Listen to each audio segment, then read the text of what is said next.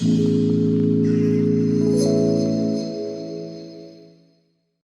Carrie Wade.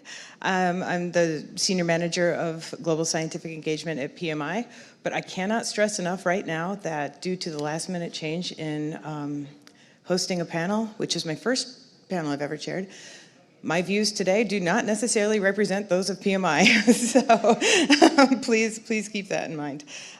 Today we're focusing on 10 years of science and what we've learned, and I will change it a little bit with my questions of what do we need to learn in the next 10 years. On our panel today is Summer Hanna from BAT, who is the head of scientific regulatory engagement, focusing on product categories, and today she'll be talking about oral and heated. And then we'll move to Jasjit Ahluwalia. To me, he's the most well-known for investigating how tobacco harm reduction affects minority populations in the US, and he's published over 375 papers, many that are focused on tobacco-related health disparities, and he was the chair of the study section on health disparities in equity promotion. And then Dr. Amaliya from Indonesia, and she studies oral health and is the principal researcher for the SMILE study, which investigates the oral health implications from switching to cigarettes to non-combustible products. About a week and a half ago, I was in Hong Kong at the Asia Pacific Dental Conference, where one of my colleague, Yvonne, presented on some oral studies, and so I learned a lot, so I think this is very interesting to learn about. And then we'll move to Bernd, who does a lot of work on nicotine toxicity, and he's spent a lot of time evaluating the actual estimate of nicotine toxicity. His background is in pharmacology and toxicity, focusing on cardiovascular pharmacology. So thank you, and I will move to you. Thanks, Carrie, and really appreciate you stepping in at the last minute like this, and thank you all for joining us this morning. So when I was asked to give a summary of the science on heated tobacco products and oral nicotine pouches in 7 minutes or less, I felt a bit intimidated because it feels a bit insurmountable and like boiling the ocean to consolidate all of that information in such a short period of time. But one of the things that really struck me about both of those product categories was, while the scope of today is the last 10 years, really the origins of the story here go back 40 and 50 years for both of them. And starting with heated tobacco products, having grown up in the Reynolds world, I can't help but start with Premier and Eclipse. And if you've ever seen the volume of science that really began the foundations of learning for the heated tobacco product category, and the Premier monograph that, if you've not seen, makes a great doorstop because it's about this big. And thinking that 40 years ago, we were already considering what the last 10 years today would look like for the heated tobacco products. And then in 2014, with the introduction of IQOS, and fun fact, in 2015, there was a small resurrection of Eclipse known as Revo, which if you were ever in the great state of Wisconsin, you'd be familiar with.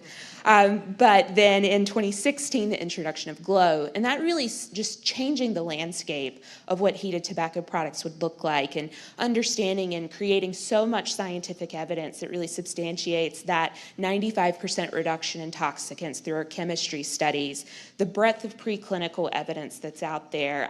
Most recently looking at studies around the 360-day study for tobacco heated products, where you're looking at over 500 subjects and you're seeing almost 80% product compliance when you get people to switch to a tobacco heated product, and that translating into a 94% reduction in toxicant exposure, and that's amazing. And then you can combine that even further with the great work that's happened in Japan, where you can track the introduction of heated tobacco products. Then you can look at hospitalization rates, and you can see that correlation, that reduction in hospitalization associated with the introduction of the heated tobacco products in Japan, and just the contribution and the positive impact to public health that that has. And it's really hard to argue such a compelling story that's really just over that last decade been built into something that's come to life for so many people in so many different ways. Switching over to oral nicotine pouches, and forgive me if I slip into some very industry-specific terminology, I'll try to keep to avoid that. But thinking about the Swedish experience, and yesterday, if you were at Isentech, the great work that was shared by colleagues at PMI, at Swedish Match, and Altria, I certainly won't do the hours that they had justice in the next 2 to 3 minutes to talk about it, but they shared so much insightful data, and thinking about how oral nicotine pouches build on that great foundation that you see in Sweden with the introduction of snus, and then even this week taking that a step further in the release of the Smoke-Free Sweden report that says, when you think about the Swedish experience, that story, the introduction of all of not just snus, but oral nicotine pouches, a wide variety of other reduced risk products, and that in Europe you would have had 3 million fewer deaths and 103 million additional life years if you had seen that same kind of adoption of reduced risk policies. Thinking, again, recently with oral nicotine, and I think, Carrie, you touched on this, it's not just where we've been in the last decade, but where we're really going, and I think you see for oral nicotine, a good example of where we're going next is the science really working. I think we have set the foundation for the story associated with reduced risk products and what they can deliver, but now it's about thinking about what the questions that we receive associated with those are from regulators, from people who are skeptical of novel product categories, and how we respond to those. And so I think about the BFR report that was released in Germany and thinking about nicotine ceilings, that 16 milligrams pouch limit, and how we start to think about those kinds of scientific questions and preparing for that journey. And for me, that becomes really important, not just with the insights that we've already generated, but really where we go next. So I think I'll pass it to you, Jazz. Great, thanks. So I was asked to cover e-cigarettes and that technology.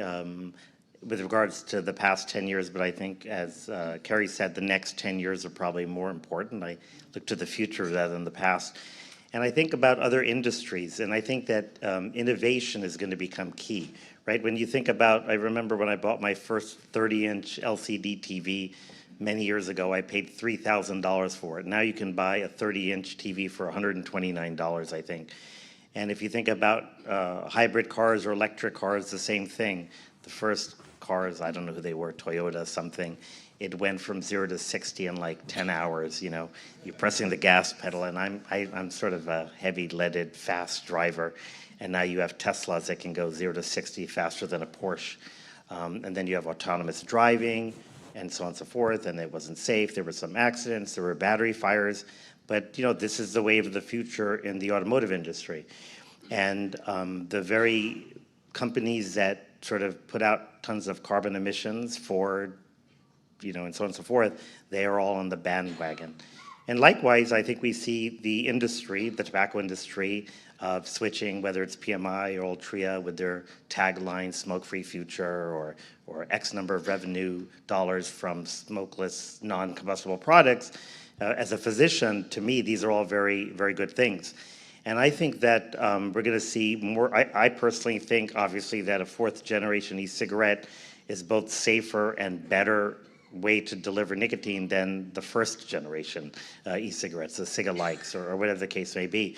And I think we're going to see more innovation. For example, I know that Juul 2 is available, I think, in the UK, not in the US. And there's some technology, which I'm not an engineer, which makes the delivery of the nicotine better, whatever that case might be, so that you have less inhalation but more nicotine, which is, of course, from a physiological standpoint, the goal. My conflict of interest, we all have them, is that while I'm an academic and I do research funded by the government, I'm also a equity owner and chair of the scientific advisory board of a startup company called Cunovia. So Cunovia is working on a delivery device. Some of you saw it on Tuesday when Brian Quigley was there. Brian used to be at Altria. And we are working to develop a device to deliver nicotine through a medication route. So through the FDA, it will be a prescription product. So it won't go through the Center of Tobacco Products. It won't be a vape. And it doesn't use a battery. So there's theoretically no thermal degradation products. It uses what's called a vibrating mesh nebulizer. No idea how it works, but I think it's breath actuated, but it vibrates at such a rapid speed that it then aerosolizes the liquid with nicotine into these 5-micron drops, which is invisible to the eye, just like an e-cigarette, and then it goes down to the alveoli and works. I mean, the lung and the nose are the two best vehicles to take in nicotine if you want to emulate the pharmacokinetics of a cigarette. So I think there's going to be innovation in the medicinal route. And by the way, just the fact that there is a medicinal route doesn't mean I, or speaking for myself, don't feel that there is a space for recreational e-cigarettes, if that's what we want to call them, that go through the Center for Tobacco Products in the United States and that are available to consumers at shops, wherever they may be, so that there's much choice. I'm a big fan of choice. I like different coffees. I like different flavored candies. I like different kinds of cereals. And I think, so therefore I'm a fan of flavors of e-cigarettes. I don't know that we need 75,000 flavors, but I think some flavors are very reasonable. So I think there's going to be a lot more innovation, and the products will only get safer. We'll better understand the science of PG and VG. We'll better understand the science of battery, the metal coils, and the leaching of metals, and so on and so forth.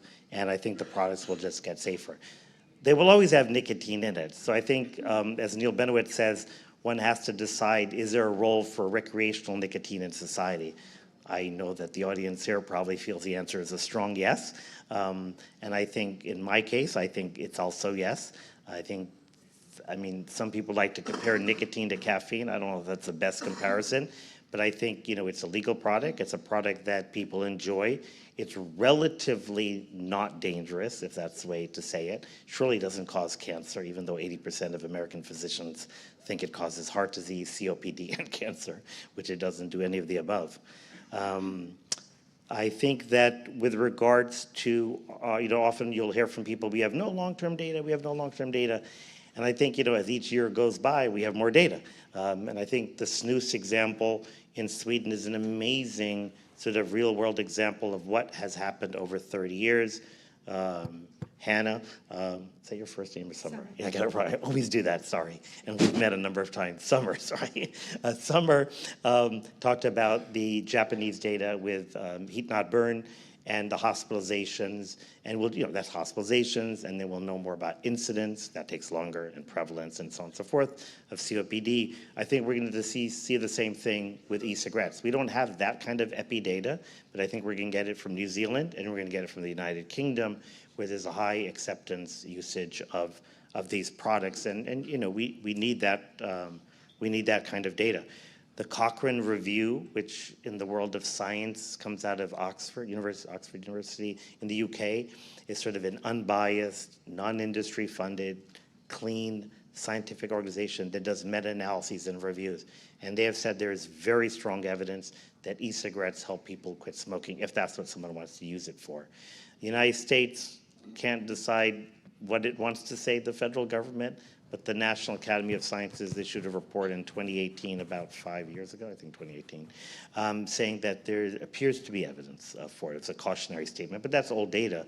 And now if it's updated, there are a number of clinical trials that are done. We published the first one using a 4th generation pod. It happened to be Juul about 2.5 years ago, which showed strong evidence that it helped people quit. There was significant reduction in biomarkers of exposure and harm. And interestingly enough, that with dual users, people who smoked and used e-cigarettes, this is always a big concern. People go, oh my God, you know, they're going to be using e-cigarettes and smoking cigarettes. It's more dangerous than smoking cigarettes. Well, it turns out that's not true early on. So early on, what happens is that when people are dual users, let's say they're using vapes to get off cigarettes to substitute, and they're using both, early on, they tend to be high e-cig users and low cig users. So in our study, at the end of our measurement time period, which is short term, 6 weeks, people were only smoking 2 cigarettes a day, down from about 15. Now, if you follow them over another year or two, what naturally happens is either they completely quit their combustible cigarettes, which is not very common spontaneously, or they actually end up, unfortunately, going back to more combustibles and rarely using the e-cigarette. And there's been some papers, Mohammadi in the audience published a nice paper from the PATH data set looking at dual users. Ricardo might be here in the audience. Ricardo Pelosa, Chris Russell, myself, and some others have 2 papers. One has been accepted, one I think is in review, which use varenicline versus placebo for dual users. So people dual use, and you give them varenicline versus placebo to get off the combustibles, but encourage them to stay on the e-cigarette. And it worked very well. So that's one important thing to remember about dual users. So people think dual users is like, you know, the never bad land and so on and so forth. I view it as, for someone who wants to get off combustibles, it's not a great place, but not a bad place. And then you can do something about it. And then for people who want to quit vaping, there are people who want to quit vaping. This study showed that, in fact, varenicline helps people quit vaping as well. So I think there's going to be more innovation in the field. There'll be more choice. Pouches are an incredibly safe product. They're basically nicotine gum. I would love to see the industries take the pouch through cedar as a medicinal route, but they're not going to do it, of course. But I think they should, and it doesn't prevent them from marketing it both as a product for consumers and as a medicinal product, but I'll leave that for the corporate people to figure out. So I look forward to the Q&A. Is it me now, or? Okay. Ladies and gentlemen, it's a pleasure to be here. First of all, I apologize. I cannot impress you with a fancy car. I'm driving a VW Tiguan with a diesel engine, so I really appreciate your car. And I cannot... and I don't have a Tesla, just for the record. I have a combustible Subaru. Okay. Which is less fancy than a Volkswagen Tiguan. Okay, and the second thing is I cannot impress you with any clinical studies. I'm not doing this. I'm not from the tobacco field. I'm an outsider. As has been mentioned, I'm in cardiovascular pharmacology. I'm a pure scientist and just stumbled into the field of tobacco control. So why I'm invited here, the basis is one paper that I published a couple of years ago where I corrected a little dose of nicotine. I corrected it by a factor 10 or 20 upwards after 150 years of misinformation. And I think this is the basis why I get invited to this kind of conferences. It's a good, fine paper. I won't talk about this. I provided a PDF file if you're interested, and you can download this. And I explained the history also of the discovery of this little dose, how everything started. I don't talk about this. So what should I talk about? I don't know. I accepted this invitation under the conditions that I don't have to give a talk. Yeah? But to be clear, you do have to talk. I have to talk, but not to give a talk. Yeah. But then suddenly I saw in the program, Bernd, 7 minutes nicotine. And I complained, Jessica noted, I complained, I said, come on. Yeah? But this is the tricks of the girls. Yeah? The trick of the organizing girls. Anyway, what could I talk about? I thought, I'm really not prepared. But I think we all agree that the war on tobacco has shifted to a war on nicotine. Yeah? That's where we all agree about. Yeah? The wording is different, as we yesterday heard. First it was just smoking, then it was tobacco use, now it's nicotine use. Yeah? Everything goes against nicotine. But we probably not agree about the time frame. Most of you may have the impression that it just started in the last 5-10 years. And I can tell you my experience. When I was presented the first e-cigarette, this was in the spring 2006.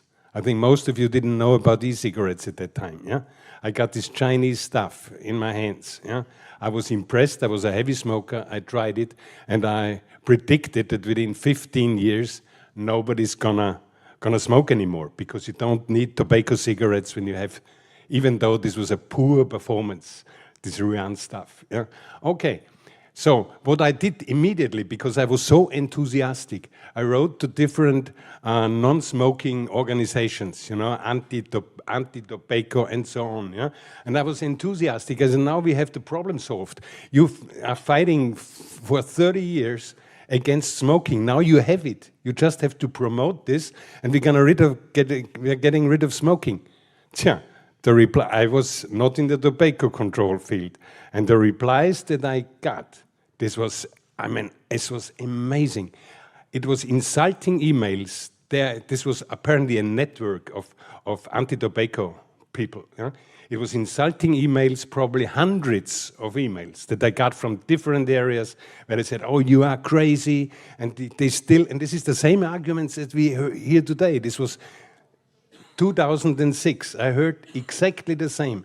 They continue with the ritual, with the behavior, and you're going to normalize smoking by this and so on. It's all these arguments. And then the other mistake I made was, as an outsider again, because I didn't know what smoking cessation means, I wrote a report on this and recommended these e-cigarettes for smoking cessation. And of course, this was the keyword for the government and for all the authorities. Smoking cessation is a medicinal thing, and it has to go to a pharmacy, and they started to ban all these products in Austria. Not officially, but practically. Nobody dared to sell it anymore. Yeah? So this is the story.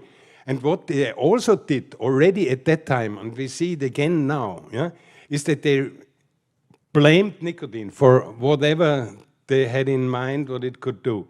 And in the same paragraph, they wrote me, the only thing we recommend is medicinal nicotine replacement therapy. It's the gums, it's the inhalers, it's the patches. So suddenly, and that's why I always say, nicotine is converted somehow. This is a mysterious conversion. It's converted from a helpful remedy sold in pharmacies to a possibly toxic, highly addictive neurotoxin as soon as it leaves the pharmacy and enters a liquid of an e-cigarette. Yeah? And they are not ashamed about it. They do it regularly. And then I just recently read an article in Nature Outlook. Nature is a very famous journal. And this was a series of articles on tobacco control. And they had a nicotine article there, and with all this bullshit, even in Nature. And they started to argue in this article that the medicinal products are safe because they are FDA approved. So the stamp from the FDA converts nicotine from a potent neurotoxin and highly addictive as heroin, from this kind of compound to a very helpful and recommended drug. And the final point that I want to make, in Austria, I don't know if the regulations are different in different countries. In Austria, these medicinal nicotine products are approved for children above 12 if they are smoking. So this is tobacco harm reduction for teenagers and for kids. And this makes sense, of course. If they are smoking, they should take a nicotine replacement product. But they are flavored and they're sold to kids, legally sold to kids. If I promote an e-cigarette, even nicotine-free e-cigarette for kids, they say I'm a child abuser, I'm a monster. Yeah? Nobody would tell this, and this is a really crazy thing. Well, maybe you can do your best. The best you can is to really expose this hypocrisy, this discrepancy between public views and public perception of nicotine. That would be really helpful, because you don't need a PhD and you don't need to be a professor to understand this extreme discrepancy between the good and the bad nicotine, the two nicotines. There's a pink and the black. Okay, I think I'm ready. Huh? Okay. Thank you. As mentioned, Gary, that I'm Amaliya from Indonesia. Maybe a few of you know Indonesia, where is located. Indonesia has one of the largest or greatest smoking rates in the world. So after China and India, we have very, very greatest rates of our prevalence of smokers. And it's about 65 million of smokers in Indonesia. So it's really, really big. And as a researcher, and I'm a dentist, I'm deeply concerned that this is happening to our country without any measure or preventive program that successfully decline the rates or the prevalence of smokers. And as a dentist, I frequently see how the smoking deteriorates the condition in the oral health. So from the very mild condition, from tooth staining, gum staining, tooth decay, bad odor or halitosis, or maybe when you talk and somebody can smell bad odor from your mouth, and then to the life-threatening disease like oral cancer. And then as a dentist, I also see that smokers have a sign of really mild inflammation despite the oral health condition that is severely deteriorated. So it's like smoking has a masking effect on the gum or other tissue in oral health. So when you have plaque or bacteria attached to your tooth surface, the gum has to be respond to the plaque or to the bacteria. It will be reddish or inflamed or maybe painful or bleeds. But in the condition of smokers, I cannot see any clinical sign of inflammation nor bleeding. So it is well known that smoking has, as I said, masking effect, or we call it hiding the factual or the true condition of a smoker's condition. And so let me tell you interesting finding of my recent studies that we invite 3 groups in our dental faculty, and it is non-smokers, smokers, and smokers who switch to vape, and we instruct them not to brush for 21 days. So, only in the lower jaw. Only in the lower jaw, because if we instruct them to not to brushing in the upper jaw, they will be rejected because they have to see colleagues, maybe relation and relates and something like that. So I only instruct them not to brush for the lower jaw for 21 days to see how the gum will respond to the bacteria.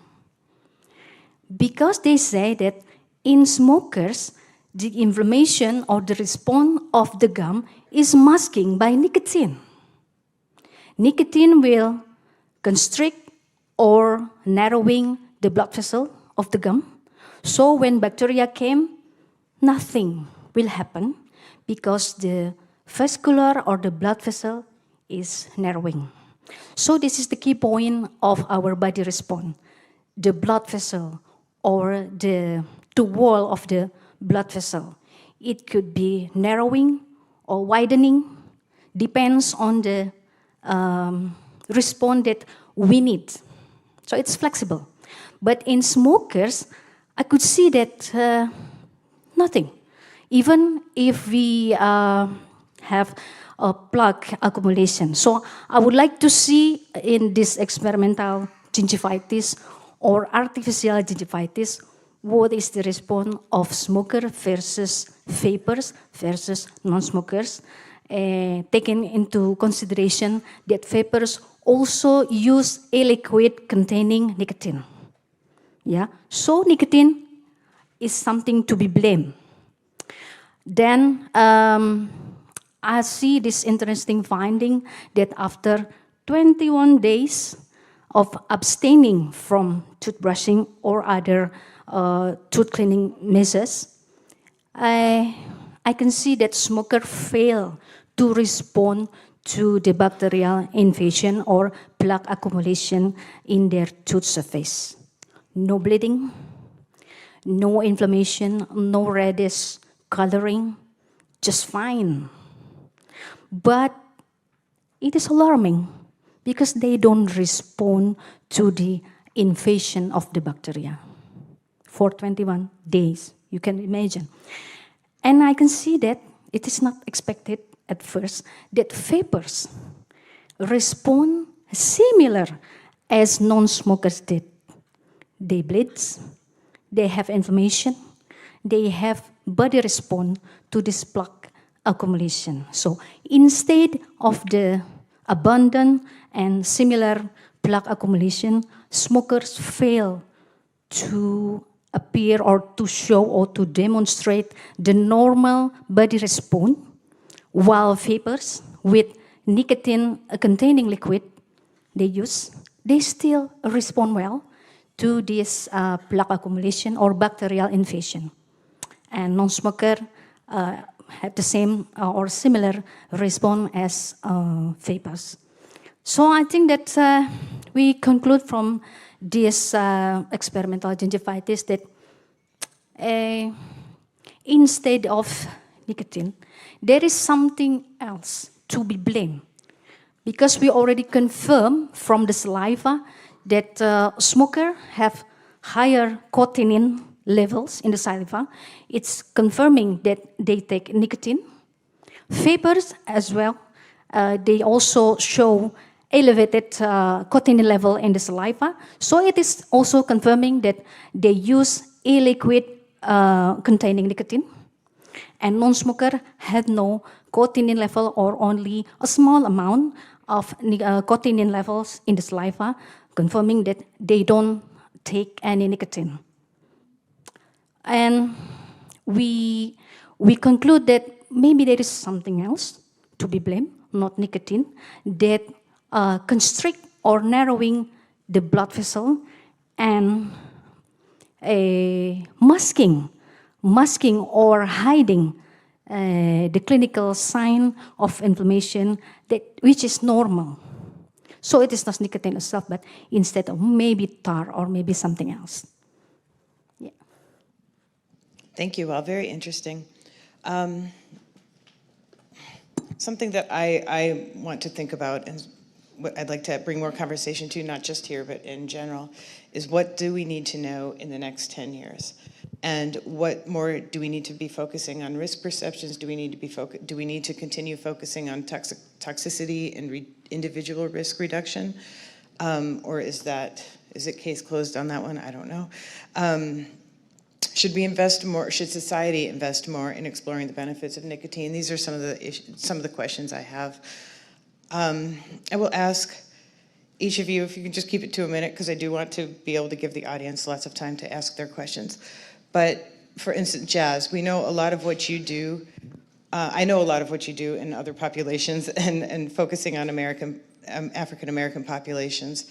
What do we know about other populations? What should we know about other populations? What's important to them with regard to switching? And what should the next 10 years look like? It's a lot, but I'll... Yes, it is. I think we do know about other populations, like, for example, just in the United States, those who are Hispanic or Latina, they smoke fewer number of cigarettes per day. They're more likely to be non-daily users of combustible cigarettes. In fact, the vast majority, almost 60, 70% in the United States. We know very little about older smokers. It's almost like they're invisible. People seem to forget about them. So that is sort of like an unknown group.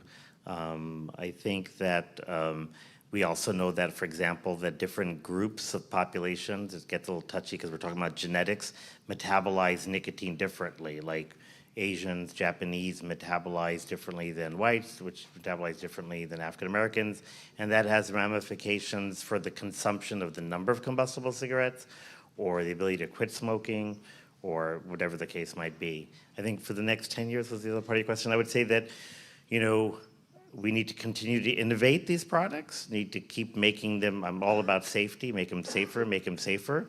I think societies have to decide, is there a role for nicotine in society? I mean, that's the bottom line. I mean, in the 80s, 90s, 2000s, it was all about the end game, as you know, or most people know. The end game was combustible cigarettes, or tobacco, if you will, if you want. But it was always that. Then all of a sudden, we were making progress in that. Then certain groups, I won't name them, sort of dominate the noise level of the media, and it's converted to the end game is now nicotine. And that's like, whoa, how did that happen? And by the way, that leads to the confusion amongst people and even our intelligent doctors who apparently don't know the role of nicotine in disease. Summer, question for you. What regulatory targets concern you from a scientific point of view, and what should we be focusing on in industry? Thanks. I think one of the things that I've spent a lot of time thinking about most recently would be nicotine ceilings. So thinking about nicotine pouches, for example, how we navigate that. The BFR report was obviously incredibly helpful in giving some kind of guidance in terms of a level to be seen in nicotine pouches. But when we think about the use of those products, the regulatory concerns that are becoming more present, this week in Finland, for example, they discuss, the idea that small children might go and eat nicotine pouches, and then they have, they die of toxicity exposure, and and on and on and on and on. And so you think about, eventually it becomes a very easy place to contemplate nicotine pouches that are available but no longer useful for the audience that they're intended to be used by. So how you navigate those kinds of questions, for me, I think is definitely a space that requires more scientific attention. I'm thinking about also the insights that are developed from a scientific standpoint to substantiate these kinds of positions, and what you can do in terms of really just like very purist scientific experimental design. A lot of research that's generated that presents negative views around nicotine and products. Once you start digging in, you find a lot of really just fundamental design flaws, and how you can think about things like physiological relevance and actual use, and building that into the scientific process really across the board to help respond to that as well. Thank you. Bernd, I told you I was going to ask you this question, so I hope you've had time to prepare an answer. So what about regulating nicotine, and what do we need to know more about regulating nicotine? Summer just spoke on it a little bit, but your work on nicotine toxicity calls into question some of the current thoughts about nicotine toxicity and what the lethal dose is and that sort of thing. How do we extend that to abuse liability, and does abuse liability need to be regulated? And should we question the idea that nicotine PK is a good metric and that parameter should not be exceeding that of cigarettes? With PK, you mean the Pharmacokinetic profile. The pharmacokinetic profile. Well, I mean, let me start maybe with the 20 milligram per ml limit that we have in the EU. Yeah? So in the public perception, people think that this is fact-based somehow, that this is a scientific result. And whenever you have a liquid with 25 milligrams per ml, you're going to fall down, you will be killed immediately. Yeah? That's simply not true. This is a purely political limit, this 20 milligrams per ml. It could be as well 5 or it could be 50. There's no reason to limit this to 20 milligrams. This was a compromise in the discussion before they implemented the TBD2. Yeah? So this is the first thing. So you can, and I mean, when you say lethality, we don't want to have lethal doses of nicotine. I mean, it would be sufficient if you're pretty sick and you're in intensive care. Yeah? You don't have necessarily to die, and it's still bad. Yeah? But the positive thing about nicotine consumption is, and this was shown for smokers and it was also shown for vapers, is the so-called self-titration with nicotine. Every smoker knows this. When you have the feeling it's too much, you get some headache, you become dizzy, then you automatically, unconsciously, you stop consumption. That's what the late Böttcher-Langer said, that vapers will draw it on the e-cigarette as long until they fall down unconsciously. This is a fairy tale. That won't happen. Everybody stops the consumption of nicotine if it's too much. So I'm really principally against regulation. Of course, there should be some kind of upper limits, just this clear. And because you mentioned the pouches, yeah? The pouches are different because the pharmacokinetics is so fast. So the e-cigarettes are a bit slower, probably cigarettes, or at least comparable. But about the pharmacokinetics, the appearance of the nicotine in the plasma from pouches are very fast. This was shown by the BFR. I agree, this report is excellent, and they come up with a limit of 16 point something milligrams per gram pouch. And I think this is a reasonable limit. If you go higher and on the market are pouches with 40 milligrams or something, then you can imagine it takes about 30 minutes until this nicotine is in the plasma. So you have in 30 minutes, you have the amount of nicotine corresponding to 2 packs of cigarettes. You won't smoke this in 30 minutes. Yeah? So I think then it makes really sense to limit this. Yeah? And as we heard, there's someone in the audience who needs it higher concentration. Okay, then it takes 2 or 3 or whatever. Yeah, if you really need them, you can put this up. You have a lot of space in your mouth to put these pouches in. Yeah. So principally, I think we shouldn't regulate. Yeah, we should, and the society should accept. And this is an important point. I think society should accept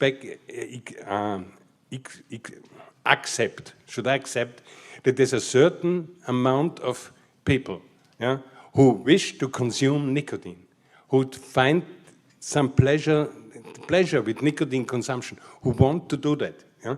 And it applies to teenagers as well as to adults. We will always have a certain fraction of the population who want to consume nicotine for whatever reason. Yeah?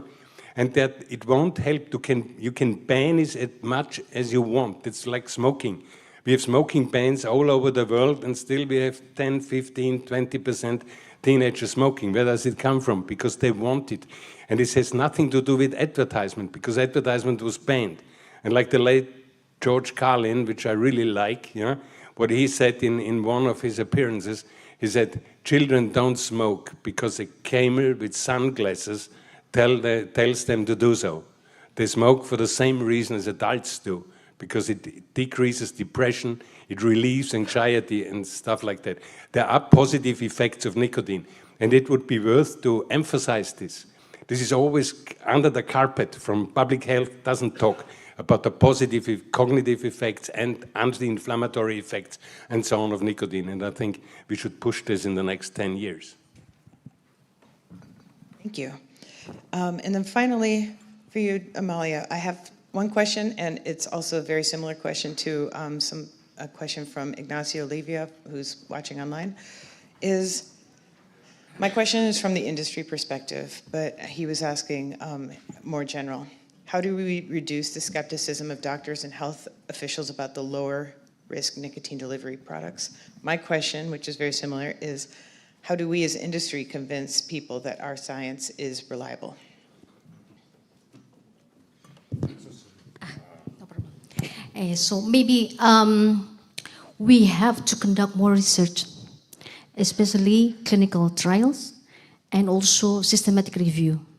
Because with the clinical trials, you can also extrapolate what you have found in the lab and in the preclinical trial, and as well as write a systematic review and meta-analysis, which is already written by me and my colleagues in Indonesia, that this kind of alternative tobacco product has effectiveness in smoking reduction and smoking cessation, as well as safe. So you can see it in a journal from Dove publisher that we already conducted systematic and meta-analysis. So we can adopt this in our daily practice from this systematic and meta-analysis, that this product is effective in reducing and stopping as a stopping aid for smoking cessation, and also it is safe. So I think it's we have a long journey to keep on doing what we believe and keep on researching. That's why it's not search but research. Yes, you already search, you find something, and you search, so it will be a research. I absolutely love that, and I'm totally stealing it. So thank you. Does anybody have any questions from the audience? Happy to moderate that.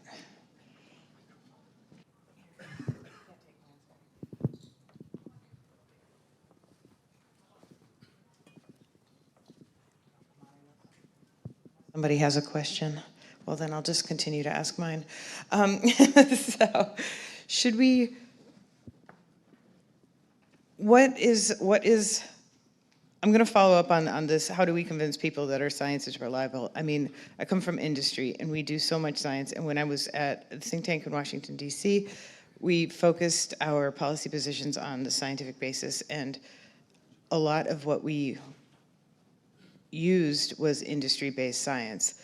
I mean, now I work for industry, so I'm obviously pretty accepting of that, but I don't know how we in industry can actually convince people that what we're doing is in the right direction and is robust.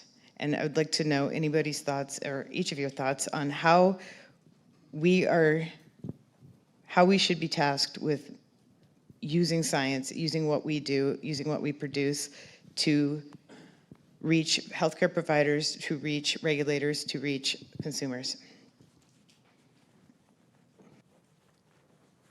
There's an opinion in the back. I guess he has a question.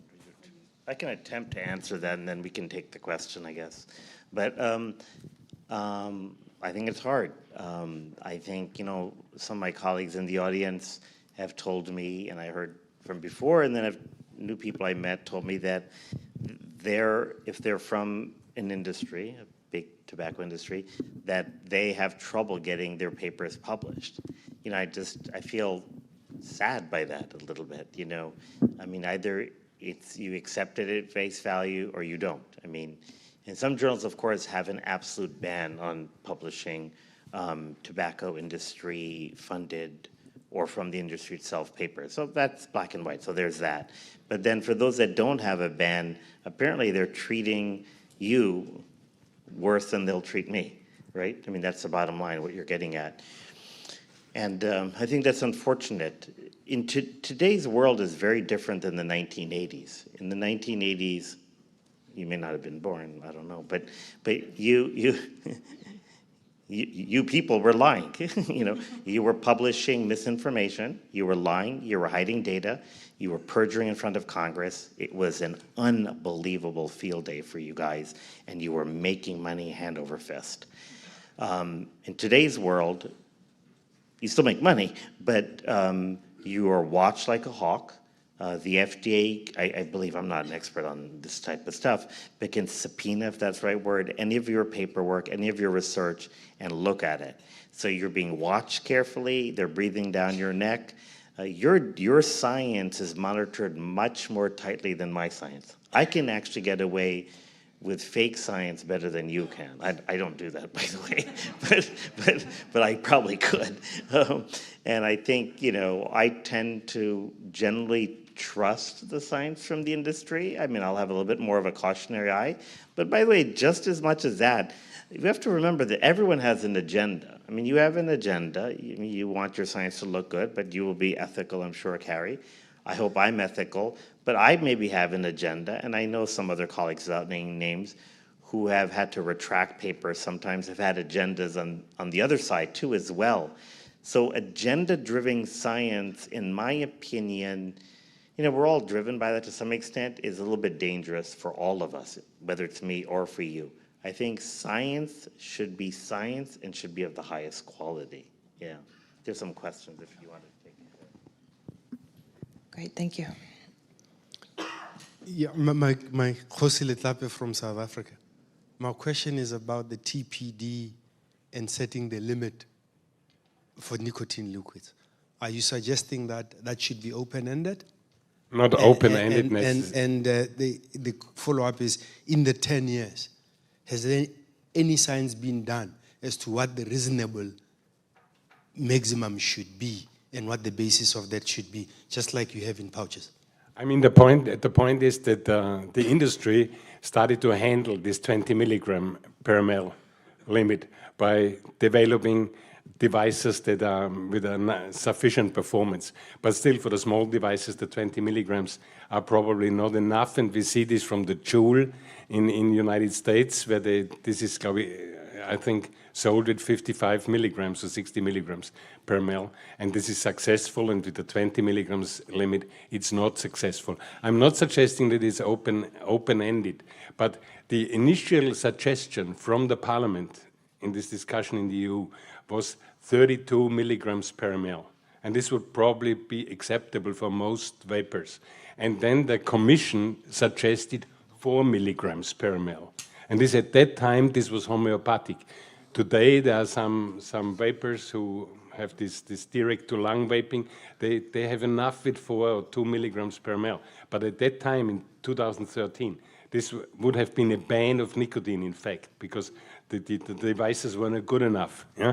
And then there was this trilogue discussion, where they then found this compromise of 20 milligrams per ml. So what I'm just saying is that this number is just, this is an arbitrary number. This has nothing to do with science. And now even in the United States, they take Europe as an ideal country with this 20 milligram per ml limit. And they say we should implement the same because they know what they are doing. No, they didn't know what they are doing. They were just dealing. This was a deal, nothing else. No scientific basis. I think it should just be sufficient for everybody, even if a smoker switches to a low performance, a poor performance device, should be able to get enough nicotine. That's the point. Satisfied? Is it sufficient, or should I? I can continue for hours. Just one very quick comment on that, is that I would just say that a number of scientists, I think there's some truth to that, but I think there is some science. You can look at PK curves. I mean, there's some science. You can look at it. And the goal should be, in my opinion, to try to get, let's say, an e-cigarette to have a curve that emulates a cigarette and maybe just right below it so that theoretically its dependence or abuse liability would be less than the cigarette, or something like that. I will say that, let's say a Juul 2% versus a Juul 5%, I vote for the 5% any day.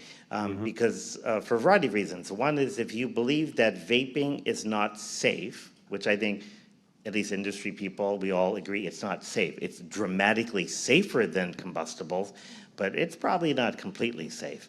So if that's the case, then the goal is, if the goal is to get the nicotine, get the pleasure, then why not get pleasure with using as little of this not so safe stuff possible? So then you get the 5%, you will use it less than if you use the 2%. It's not particularly rocket science. And if you want to switch off combustibles, then you want it to work, which is why something like the 2 milligram gum is like, excuse the American expression, pissing in the wind. Let me get to this, because the pharmacokinetics. I mean, the pharmacokinetics of nicotine delivery from e-cigarettes is pretty complex, and I don't think that anybody has ever looked for the pharmacokinetics or compared mouth to lung versus direct to lung. So my hypothesis is that when you vape direct to lung, it's much faster because you get this in the lungs where the uptake is faster. While when you do it mouth to lung, you have the vape has contact with your epithelial cells, and it goes much slower when you resorb it through the saliva. Yeah? So I think that there are differences. There are documented differences, pretty high differences in the kinetics of nicotine uptake that are published. So some are very slow, some are steep, and then it depends on how you vape. Yeah, that's the other thing. This is a matter of many factors, and I don't think that you can generalize this over all devices and all vapors. Yeah. All I'm just raising is that if we're negotiating with policymakers and regulators, there needs to be a number that gets put out there. Yeah. So let's do the work of making it based on science. Yeah, and compromise will always occur when you negotiate. It's like speed limits. I mean, you go to some countries, it's 60 kilometers, and people will tell you, I drive a Lamborghini, it's more efficient with brakes. My limit should be 160. On the Escort, you can put a limit of 60. And we get into variable discussions. But with regulators, you're going to need a number, and all I'm just pleading for is that there was an arbitrary number of 20 or a compromise of 20. Has the science been done to say, actually, it should be 18 or 25 or 30? Here's the evidence. When you review the TPD, take that into account so that you can adjust that upper limit appropriately. Thank you. I see a couple of questions here and then one there. So since you're standing there, why don't you, and then we'll get to you. Thank you. Thank you. Joe Thompson, Imperial Brands. I just wanted to share a little bit of some of... Stand up. Thank you. Some of the science that we've done that I think is relevant to this. So one of our clinical studies, a PK study on nicotine pouches, and looking at low, medium, and high levels of nicotine. And we found two things. One we expected, and one we didn't. What we expected was that effective delivery of nicotine satisfied craving. We expected that. What we didn't expect was that there was a lack of correlation between dose and satisfaction. And what it showed us was that the consumer is important, the adult smoker is important, and the level of nicotine, what they require from the product to be satisfied is different depending on the consumer. And I think that's important when we're thinking about levels. It's not necessarily higher is best, it's not necessarily about a limit, it's recognizing that consumer needs are different. No, I think that's very important. And I would also add that I think we have to do a better job at industry when we talk about what we're learning from, or not just industry, everybody, what we're learning from animal models, what we're learning from talks, and that how it may or may not apply to actual human human parameters. And I think we have to do a better job at explaining that, but yes.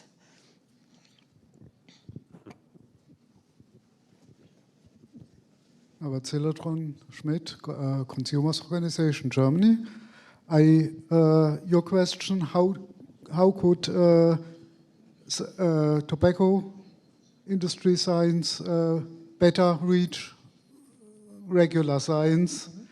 And I want to pass on a suggestion by science fiction author David Brin. Okay. He suggested you make a bet. You bet scientists that they can't do a replication of your study and come to different results, significantly different results. So if you're confident in your results, in your study, offer money to contradict you, if they can. This way, scientists from from the opposing, the anti-tobacco scientists will try to get this money from you. And maybe... I think that's a very good idea. Yeah. This would be replication studies that could be published. Yes, thank you. Actually, I do know that there's a few studies or a few projects out there that actually investigate the repeatability of industry science, and so I'd like to see more of that for sure. Does anybody else have a comment on that?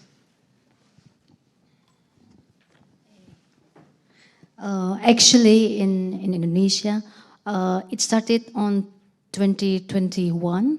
We have a replica project, and it funding from University of Catania or Quehar with the spin-off.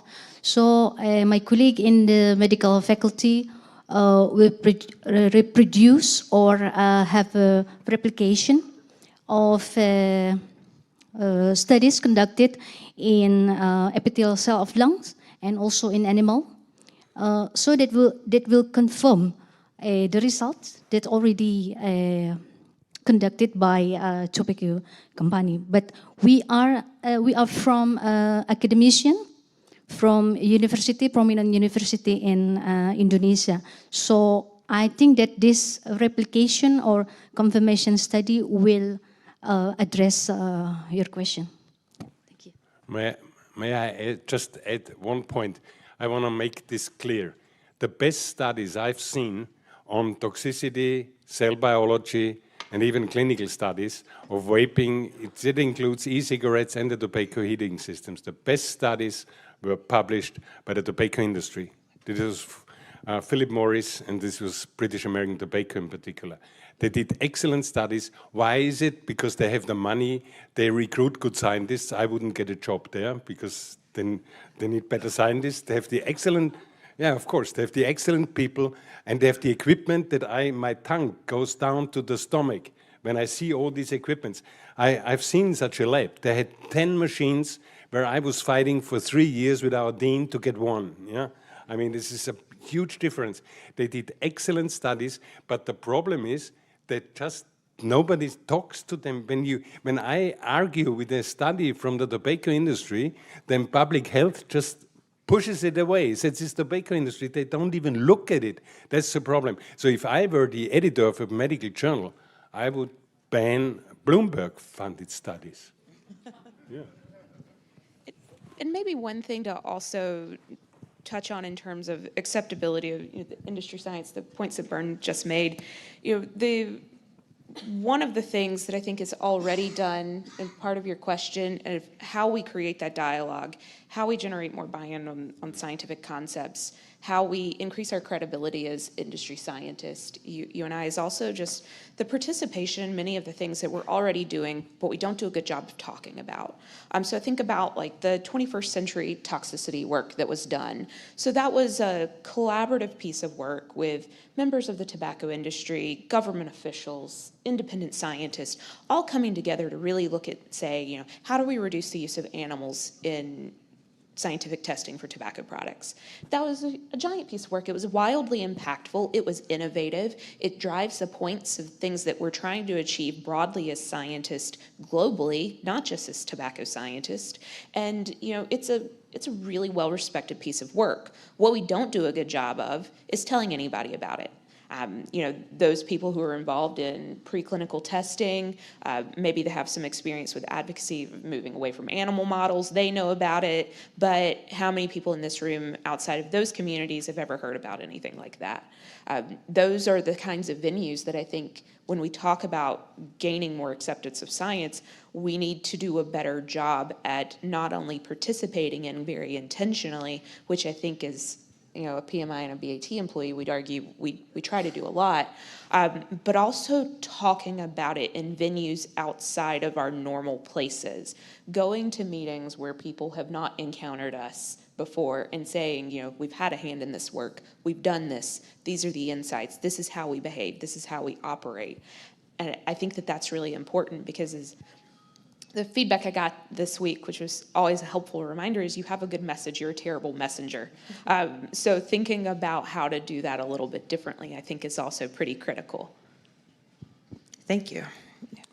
Thank you. Alex Wodak, Australia. My question is really to any member of the panel, but especially to the two members of the panel from the tobacco industry. This is a difficult situation we're in. We're losing every year around the world the equivalent of the population of Switzerland from smoking-related deaths. We're dealing also with the legacy of decades of behavior by the tobacco industry that was beyond reprehensible. And I think it's good that that's now come out and accepted and acknowledged by people across this issue. But I'd suggest to you that in the next decade, there is one area of science that could make a huge difference, that is real data that exists already, that isn't released, and that would make a big difference. And that is data that the tobacco industry holds on cigarette sales and also of reduced risk product sales.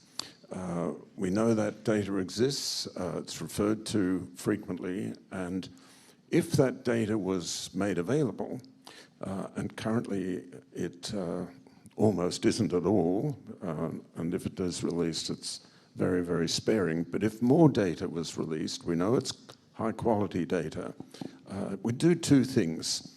It would help drive the policy debate, and it would help improve the reputation of the tobacco companies. How could that happen when the tobacco companies are in presumably fierce competition with each other? And I think the answer to that is also fairly obvious. If all the tobacco companies got together and discussed this problem and worked out a way in which they could all release the data together, the same kind of data with the same kind of quality, that would help drive the policy debate. And the more the policy debate is driven, the more the sales of the reduced risk products would go up. So I'd suggest that if you think that's a reasonable suggestion, I'd hope you could take that back to your colleagues that you work with and make that suggestion. Now, I have to acknowledge that this is something that David Sweenall from Ottawa has been banging on about frequently and regularly for years, and I think he's right. It's a difficult issue, it's stuck, and we need to have more things like this. And here's an advance that is really hiding in plain sight. So I feel like by default, I'll pick that one up. I assume, having had the same conversation with David as well, part of the thought with this is that if you take the sales-weighted data of cigarettes, you take the sales-weighted data of reduced-risk products over a point of time, what you, and correct me if I misstate this, that you could say, we've watched the sales of cigarettes do this in a specific geography, we've watched the sales of reduced-risk products do this, and we see the inflection point, and we can say that, here are the insights that you can gain from that, roughly. So we've talked a lot about this as a concept because I think at that level, that's an amazing story. Why wouldn't we say that? What I can say as a person who has dug through this to try to tell that story is while our sales data can often look very flawless from the outside, it's only about 75 to 80 to 100 to numerous different inputs coming in to make a model. It's not necessarily as simple as it appears when you look at it in marketing presentations or when our senior leadership hits the street to talk about our numbers. So when we attempted to do this kind of thing, and you may ultimately walk away feeling like I'm trying to avoid the question for a thing that feels obvious, that when we start looking at the models, it's not as simple as that. And when we start trying to track over time, what we wind up seeing is if you start tracking in, let's say a reduced risk product's introduced in May of 2012. And in May of 2012, we had one mechanism that was tracking the sales data of that. And in August, we had 17. And in October, we had 74. And next year, we had 378. Because you have so many moving inputs into that data over time, once you start trying to actually do the math, you have a bit of a garbage model. Because you've got such a good reporting mechanism up in FMC just of how, or factory-made cigarettes, over how long it's just simply existed. As you look at the way that sales data is captured for these other outlets, that's changing all the time. So you can never do a good one-to-one comparison on it.